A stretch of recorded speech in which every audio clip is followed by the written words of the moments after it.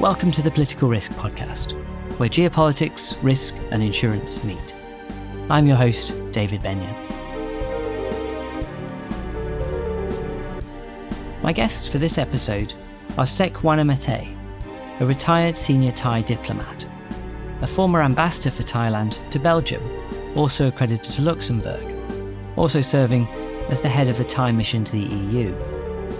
And joining Sek is Sir Richard Gozney, a retired senior British diplomat, ex-governor of the Isle of Man and of Bermuda, also a former ambassador to Nigeria, Eswatini, and crucially for our topic today, former British ambassador to Indonesia. Our topic for this episode is on Southeast Asian trade, ASEAN navigating Trump's tariffs. The pace of geopolitical risk events these days is so blisteringly hectic, given recent ongoing events in the Middle East.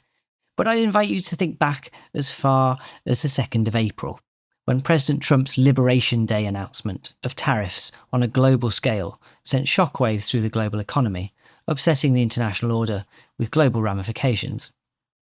Severe reciprocal tariffs were levied not only on adversaries such as China, but also on allies and trade partners, including the Association of Southeast Asian Nations, ASEAN, which aims to promote economic and security cooperation among its 10 Southeast Asian member states. Thai goods, imported to the US for instance, were to be taxed at a 36% tariff, and Indonesian goods at a rate of 32%. Those sweeping tariffs were followed within days by US-China trade talks in Geneva that led to a mutual reduction in the rates of US-Chinese tariffs. There's also a 90-day pause on the tariffs due to be imposed on other countries, including the ASEAN countries, with a blanket tariff of 10% for now, but which expires on July the 9th. So this talk seems rather timely, given that we're now getting to the end of June. Enjoy the conversation. Firstly, big thank you to both of you for joining me. Ambassador Sek, would you start? Yes. So after what Trump called Liberation Day tariff announcements, and then subsequently the US-China talks in Geneva and the 90-day pause, how do you interpret the broader implications for the global trade order? What can we say at this point? And, are we in uncharted territory? I think you've used the right word. We are still in uncharted territory. Of course, when the news of the negotiations between the US and China in Geneva, that was a breathing space. But I think that there were a lot of interpretations in that. How long could it be sustained? And would the negotiations between the US and China would lead to concrete results? And as it stands now, of course, there are still a lot of hiccups and a lot of allegations on both sides. So I think we are still muddling through uncharted waters under a lot of uncertainty. And just to put it in the context, of course, the ASEAN countries of the 10 Southeast Asian nations, they have been the hardest hit amongst the developing countries of the high tariffs, of course, in view of the ASEAN's sizable trade surplus with the US. And it's not just the high tariffs, the number game, but of course, the non-tariff barriers as well. And then now more uncertainty is, of course, the recent tax bill, the US tax bill. That again has implications on the FDI flows to the US. Mixed signals, some to promote incentives for certain sectors like the auto or the equipment industries. At the same time, the tax bill disencouraged investments in areas of the green-related industries. And then there's the issue of the foreign students studying in the US. So we're just going deeper into uncertainty. And we just hope that the ASEAN countries, which are lining up for negotiations, the deadline is by July the 9th. Again, still lining up. We're just waiting to look at the guidelines between the negotiations of the US and Japan. Even that is facing challenges. So yes, uncharted waters. I agree with Ambassador Sek. I think, apart from saying there's greater uncertainty in prospect and therefore hesitation on the part of business people when it comes to investing, wherever they're investing, I think it's too soon to say anything much more than that. But I am struck by the way that for several decades, Western countries certainly have had a situation in which price is king for the consumer. So I think talk about quick onshoring of industries which produce commodities which have been imported from Far East in the last few decades I think any talk of onshoring happening quickly or, whether it's to the United States or to Europe or whatever, I think is grossly premature because that pricing is king symbol, if you like, or motto of the age will take quite a while for people to whittle away. They buy Turkish fridges, they buy Chinese everything, they buy Venezuelan other things, regardless of the politics or the geopolitics. And that can change, but it will be slow. Yeah. So, Richard, another question for you then. Given your experience in Indonesia and the UK's perspective on international trade, do you think the West underestimates ASEAN's strategic importance in the supply chains globally? And if so, what might change that perception? Well, I think for me, ASEAN, I've always seen as a political organization rather than an economic organization. It was born in part, in history books too polite to write it up this way, born in part to restrain Indonesia back in the 60s under their first president, President Sukarno, who was busy trying to absorb bits of Malaysia. And then it was revived in 1975 when southern Vietnam fell. And in both cases, that was very much a political coming together of the countries, that wanted to support Malaysia, the new Malaysia, against Indonesia, 10 more years later, to form a collective bulwark against what might come as a consequence of dominoes falling, it may seem. And what ASEAN has succeeded in doing a lot of the time has been reaching a consensus on what not to do rather than to do, and that is in the political sphere. And in particular, they have been careful not to back particular horses in arguments between the old Soviet Union and the West, now Russia and the West, or between China and the West. They've hedged their bets and it's done them well. Country I know best, Indonesia, has had it this century, 25 years of this century, an average growth rate of 5% economic growth. And not many places outside of China can boast that. And so they've done very well by, to put it crudely, sitting on the fence. Yeah. As an economic bloc, and as Ambassador Sek's recent article for the Ambassador Partnership brought out, they have in a way underperformed because they have not developed anything like the common economic policies, trade policies that marked, for example, the old European Coal and Steel Association, which led to the European Community, which led to the European Union.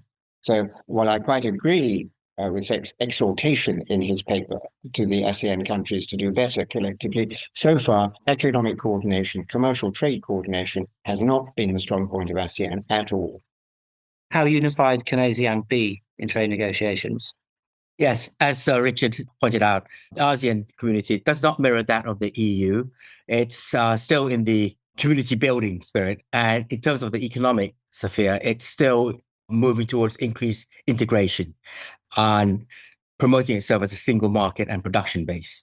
When it comes to the way ASEAN works, they work based on consensus. So it's very, very slow and very diverse region of 10 countries of different religion, different governments, forms of government.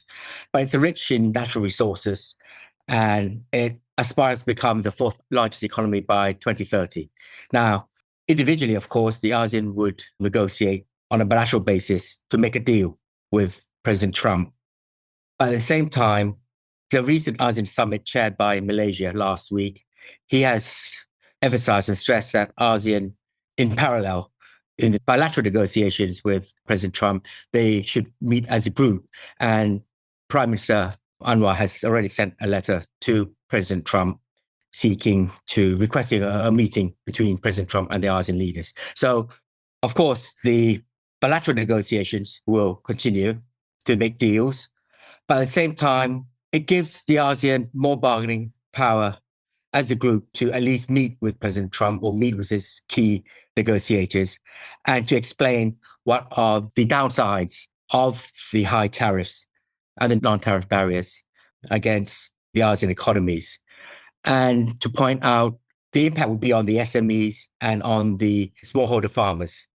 And also to point out that in terms of trade and services, the ASEAN has a sizable deficit with the US in terms of trade and services when it comes to the intellectual property fees, the business services. So it has to get the right balance between, of course, the ASEAN trade surplus with the US, at the same time, the deficit in trade and services. And also perhaps to touch base with the US administration to clarify on the rules of origin. Of course, a lot of the Chinese products that has been exported to the US has been re-exported from Southeast Asia. So I think it's best for the ASEAN 10 countries to seek how to clarify on the rules of origin of those products, manufactured goods from ASEAN to the US, that they are not perceived as Chinese goods from Southeast Asia. And so the negotiations, both bilateral and to meet as a group of 10 leaders with the Trump administration, is to explain and have dialogue and to at least come to an understanding of the steps to be taken should be incremental, gradual phasing out of the lowering of tariffs and non-tariff barriers. We've seen Chinese President Xi make visits to ASEAN states, and we know that Chinese influence competes within the region. So this is a question to Richard. So how far do you see ASEAN members drifting into Beijing's orbit? And is it right to talk about Western powers responding to that? The commercial involvement from China in Southeast Asia is already strong. Down in the furthest of the Southeast Asian countries from China, Indonesia, something like 20% of that country's exports go to China, and only 10% go to the US. And it's a country in which the export industry is strong. The importance of exports are strong. About 25% of the economy in Indonesia is made up of exports. And if you try and compare that with somewhere else, comparable figure for the US is of the order of 10%. So exports are much more important than in a country like the United States. There are checks, though, internally, I think. Those Indonesian business people and politicians who've been around for a while will remember a time when the Japanese involvement in the economy got too strong, not for the government, but for popular public opinion. 50 years ago, what it led to in terms of riots on the street was strong. And there is, in Indonesia, again, the Indonesians are too polite to articulate it very often, but there is something of an intrinsic suspicion, hesitation over strong Chinese influence for historical reasons, and because of the Chinese minority within their own country, which is small and not anywhere comparable with somewhere like Malaysia, small but very influential commercially and economically. So there is some self-righting mechanism there that would probably hold the politicians and others back from very extensive Chinese investment. Now, having said that the only 10% of Indonesia's exports go to the United States, those are a pretty labor-intensive 10%, much more so than to China, which takes a lot of coal and which takes a lot of semi-processed nickel, both of which are industries which employ people but don't employ thousands of people in each site, whereas the factories that make the much higher tech goods that go to the United States do employ thousands and thousands of people, particularly, but not only on Java, but especially on Java. And I was struck in Jakarta a couple of months ago visiting, talking to a friend of mine who works for a Japanese company, and they've got two big lines. One is condensed milk, which is for domestic and perhaps regional consumption. The other was yogurt. I've never thought of yogurt being exported across the Pacific Ocean, but almost all their yogurt goes to the United States, they will say. Right.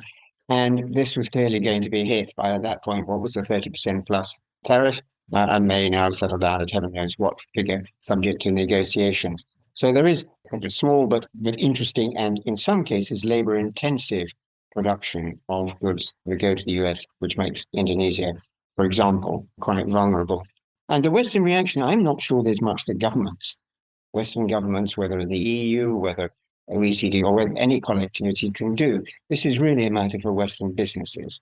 And when Western businesses look at these countries, if they can find reliable local partners, I used to say when I was a British ambassador in that part of the world, and British investors would come to me and say they were looking very hard at the small print and the legal small print, so that if things went wrong, they would be able to go to court. I would say, if you're needing to do that, you're in bed with the wrong local partner, because the legal processes certainly down in that corner of ASEAN are not reliable. And you need to find a partner who you can trust from the outset, perhaps in conjunction with another Western company or on your own. And people do it. People did it in the mining business. Companies like RTZ or the oil and gas, people like BP had and still do, in BP's case, have enormously successful joint ventures with Indonesian outfits there. And a company like Jardine's, well-known British company, some of them elsewhere, but used to be one of the big Hong Kong companies and still has something of a British label. They made great profit out of sweeping up one or two of the bankrupt and semi-bankrupt companies after the 2009, 8-9 financial crash, and have done very well with it. But it needs a degree of bravery, boldness, and knowledge of the local market and the local partners before they can do it. But my answer to that would be it'd be Western companies separately or together and in partnership with good local partners in Indonesia who are certainly available, and there are other people who can guide you to British or other Western companies towards those reliable partners. It's up to them to provide the counterbalance alternative to the Chinese. Sec, there's digital transformation, energy connectivity, innovation. What's ASEAN's potential to lead in those things? Now, do you believe the political will exists among member states to prioritise integration over short-term bilateral gains? In the economic domain, of course, ASEAN is still in its process of community building in the economic field, increased integration, connectivity. Now, digital transformation, the green transition, those are probably the three pillars that would enhance ASEAN's competitiveness, ASEAN productivity. Now, just recently at the ASEAN Summit in Malaysia last week, they've adopted a blueprint called the ASEAN Community Vision 2045. The ASEAN Vision 2025 has just ended. I suppose they've had a matrix and they've probably covered most of the Vision 2025. So they're now advancing it to 2045. And of course, in that Vision 2045, they talk about ASEAN's digital economy, which is triggered by the youth population, which accounts for 60% of the ASEAN population. The ASEAN population is about nearly 700 million. So you're talking about a youth population of about 400 million and with a rising middle class. So that would the locomotive for the digital economy. And the digital economy is important both to reduce the gap within individual ASEAN countries and between ASEAN economies. And of course, ASEAN being a diverse grouping, they have the least developed economies like Cambodia, Laos, Myanmar. Then you have the emerging economies and the more advanced economies. And so it's like a region of a two-tier economy. And the principle is that leaving no one behind. So they have to make sure that the LDCs of Cambodia, Laos, Myanmar would have to catch up. So Myanmar is a different story because of its political turmoil.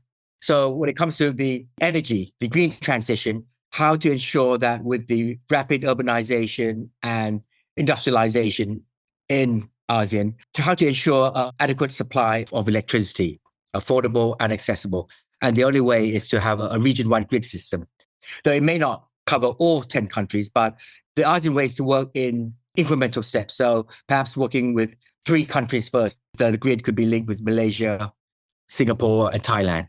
So with the grid system, it's been a contentious issue for quite some time. And it's only because I think the timing is right that because of President Trump's tariffs, I think it's brought the ASEAN leaders to be more pragmatic and forward-looking, not just for short-term gains, but to look at the long term. And so with the region-wide power grid system, and also how to finance all these infrastructure, human resource development, innovation, then it's turning more focus on the private market, equity market, venture capital market, how to mobilize the private savings at a region-wide effort. So the political will is there. It's just how to translate it into reality. And I think they have the ASEAN Secretariat that keeps their matrix. So the ASEAN Summit, they meet twice a year and they have their sectorial ministerial meetings. So it's just to make sure that what they've agreed, they would have to implement according to the ASEAN Community Vision of 2045 as a blueprint. So I am optimistic that given the current uncertainty, the ASEAN leaders would have become more realistic, more pragmatic, and have resonated their will to cooperate intensively. With ASEAN caught between protectionism, shifting global alliances, it's an open question, I think, about what's the region's geopolitical leverage in the coming decade. And then part of that is looking at, for example, its BRICS engagement. Indonesia is already a full member. Thailand is currently a partner. Yeah, so there's a lot to unpack there. I think a lot of ASEAN foreign ministries, foreign ministers, prime ministers, and other heads of government would possibly say, oh no, we're not caught between the alliances. We are open to both of them and any others. They don't see it being an either or in the way that we tend to, certainly in North America at the moment, the United States especially, but also in parts of Western Europe. They could have geopolitical leverage in ASEAN, but on the basis of their first 60 plus years of existence, they will be very cautious to use it, about using it. When they talk about a non-aligned foreign policy, a neutral foreign policy, they mean that, and they really don't take sides. And that's not seen as a negative. There's a hollow that needs to be filled, a void, a vacuum that needs to be filled. It seems as a positive thing, but from where they sit, they're perfectly happy talking to anyone and everyone and not criticizing anyone, let alone everyone that goes with it. I think in the Muslim parts of ASEAN, presumably many people in Malaysia, Brunei, as well as I'm sure in Indonesia, the one foreign policy issue that is an exception to that, on which they do feel passionate and are prepared to speak up internationally, is on Palestine. That is quite strong, and I doubt that it applies in Thailand in the same way. So, as members of BRICS, whether as a full member or as a partner, I think they will not be taking the lead anytime soon. Well, they're new members, but even when they've been a few years, I'd be surprised they'll take the lead. But I'd be surprised also if they'll be very strong as a restraining factor, because that's not their track record. And I was ambassador in that part of the world at the time of 9/11, and the Americans ousting the Taliban regime in Afghanistan, and less than 2 years later, going into Iraq and bringing down Saddam Hussein.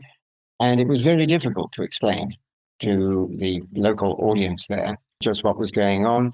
And I certainly would not want to be an American diplomat in those Muslim audiences now trying to explain why they have not restrained Israel in the Gaza Strip the way the expectation down there would be. But that is an exception. I can't think of any other big international geopolitical issue on which they raise their profile. Now, in the case of China, they've got a more expressive and more outward going in terms of foreign policy president, fairly newly elected, and President Prabowo than his predecessor or predecessors before that. And he may be saying on the stage rather more. I think it was the advent of his presidency that led them to join BRICS, whereas his predecessor had ducked it. But even so, I can't see them being a prime mover in BRICS, either in the active sense or holding BRICS back. They'll go along. That's what their track record so far suggests. I certainly agree with Sir Richard of ASEAN's role in BRICS. I mean, when we talk about the BRICS, it's a global South, South-South cooperation, South-South trade and investment. But again, as Sir Richard pointed out, because ASEAN is outward-looking, export-oriented. It has 10 dialogue partners with the major economies of US, Japan, Korea, India, Australia, New Zealand, Canada, EU as well. These are the 10 dialogue partners. ASEAN has a comprehensive strategic partnership with the US and with China, and is a strategic partner with the EU. And so ASEAN has always wanted the US and the EU to be more viable and visible in the region, particularly in the economics field, in trade and investment. And so ASEAN has always been outward looking. And of course, with the FTAs, Singapore and Vietnam has already concluded their EU FTA agreement. Thailand, Indonesia, Malaysia are in the process of negotiating with the EU. And the EU private sector are hoping that eventually there'll be a EU-ASEAN FTA negotiations. But we perceive and we view that bilateral FTAs with the EU is a building block towards a region-to-region FTA. Now, when it comes to developing countries, just recently at the ASEAN summit, there was not only just an ASEAN summit of 10 leaders, but the GCC leaders were there. The 6 Gulf countries were there. So it was an ASEAN GCC leaders meeting, of course, focusing on trade and investment. And then a trilateral meeting between the Chinese Prime Minister, the GCC leaders, and the ASEAN leaders. So that's a new alliance, an economic dialogue of promoting trade and investment. And so it's becoming more of the global South. And so when you talk about the BRICS from the ASEAN perspective, it's part and parcel of the global South trade and investment. But when it comes to China being a prominent player in the BRICS, then you come to the issue of the increased trade between China and the developing world would also imply that the use of the Chinese currency renminbi as the cross-border currency to be used. And so that would play up the role of the Chinese renminbi currency. But overall, ASEAN is outward looking. We reach out to all players, and of course, particularly with India. And there are those who have been talking about if ASEAN, China, Japan, and Korea, that will be a very sizable economic grouping. But of course, given the Trump context, we are now seeing China reconciliation, more deepening relationship between China, Japan, and China, Korea. And so the three East Asian economies would make a powerful economic grouping once they really get their act together. And they get ASEAN within that grouping as well. I was going to say that in terms of some of your audience, where I see it, the effect of the Trump tariffs so far, even if they are towards the high end of what has been mooted once or twice, do not at this stage increase the political risk to foreign investors in that part of the world as I see it. It may reduce their markets a little bit, but again, taking the country I know, which has 280 odd million of the 700 million people within ASEAN, their middle class is something between 15 and 20%. However you cut it, that's about 50 million people. A middle class of 50 million people may get squeezed a bit, but that's still many, many millions of people, tens of millions of people who are buying middle class products, which tend to be manufactured by Western companies or Chinese companies. And so the pharmaceutical companies, the Unilevers and the others of this world will go on selling there. And people who are wanting to invest in those areas will find that there is still a strong market. Important parts of ASEAN, like Thailand, Malaysia, Singapore has been for a long time, with a very marked consumer market for things which have become essentials. It is essential to have a motorbike. It is essential to have various other things that were not dreamt of, or scarcely dreamt of in people's minds 50 years ago when I first lived there. And so we may down the track see some change, but at the moment, I think there are not even amber lights flashing, let alone red lights for foreign investors. Basically, for ASEAN, US investments, EU investments, Chinese, Japanese, Indian, Koreans, the thing is that ASEAN would have to harmonize and facilitate the ease of doing business for foreign multinationals who are seeking strategic partners with the ASEAN companies. It's the ease of doing business that ASEAN would have to address that, in addition to incentives. I think that is much more important than the new risks posed by Trump tariffs, wherever they settle within the 10 to 30% band. It's the bureaucratic obstacles which come from all sorts of sources. This is not the time to go into them. For new investors, they're very difficult indeed. That's the importance of trusted and really good local partners. Find your partner before you worry about a lawyer.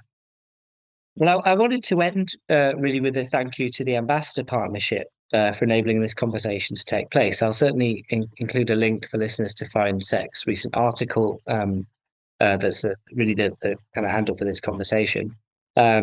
But would one of you or both of you like to give a brief explainer just on the work that you do through that organisation, what it aims to do? The Ambassador Partnership is a group of retired senior diplomats, a lot of them from the UK, but also from Scandinavia and elsewhere in Europe, and some South America, North America, Asia, such as SEC himself, who are offering their knowledge of countries around the world that may be a bit hard to fathom for potential investors or potential traders. And they do that through writing a series of articles. SEC has written them. I've written one or two, which circulate on a private membership circulation, if you like. And they also offer their experience of how to do business, if you like, through a series of courses. This is mostly for international or particular countries, diplomats, courses on speech writing, courses on negotiation.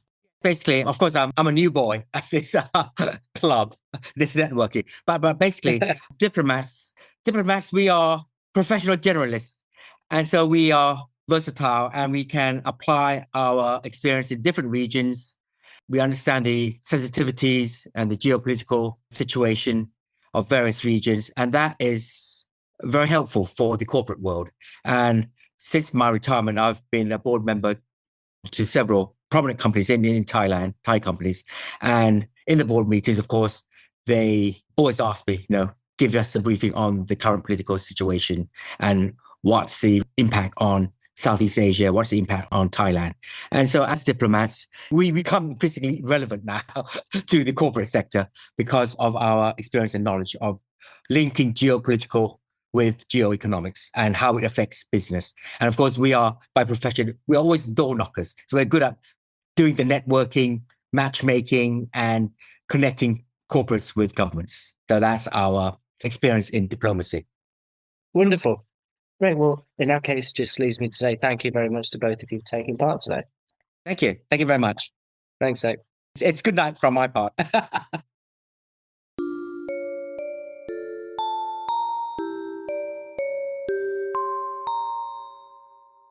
Well, that's about it for now. I hope you enjoyed that conversation. I've been your host, David Benyon, and I'd like to thank my two quite wonderful guests, Sek Wannamethee and Sir Richard Gozney, both of whom are representatives of the Ambassador Partnership, which brings a wealth of diplomatic expertise, linking the business world, including specialty insurance markets, with foreign policy. I'll include a link along with the episode blurb for you to download Sek's recent article, ASEAN Navigating Through Trump's Tariffs, which was published online to the Ambassador Partnership website. That's it for now. Thank you very much. Production was by Peter McGill, and my cousin Lawrence Durkin made the music.